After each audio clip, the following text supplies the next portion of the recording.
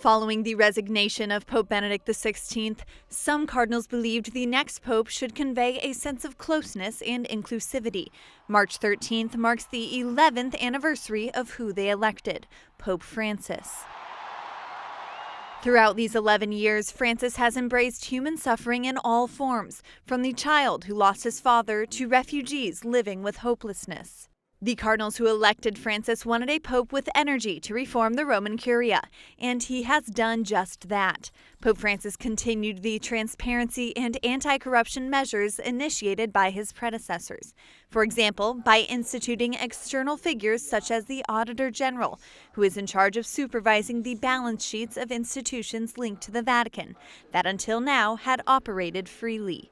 Nulla è perfetto, tutto può essere. Nothing is perfect. Everything can be improved further, and as the Pope himself says, corruption, rather than a sin, is a disease that needs to be cured. I believe that the economic reforms initiated by Pope Francis and Pope Benedict make it more difficult to perform unlawful acts.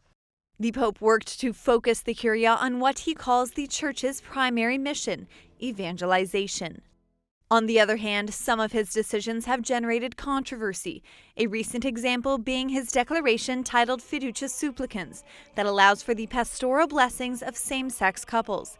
The declaration insists that the blessing is in no case an endorsement of the relationships, but some bishops argue that it creates confusion.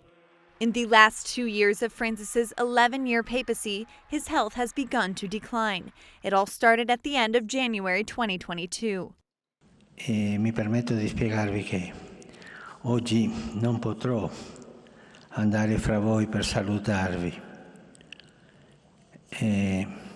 perché ho un problema nella gamba destra, si è infiammato un legame nel ginocchio, ma scenderò e vi saluterò lì e voi passate per salutarvi.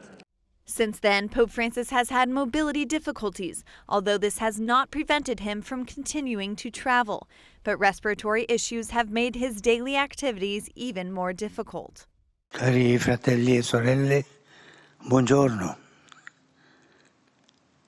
Anche oggi io non potrò leggere tutto.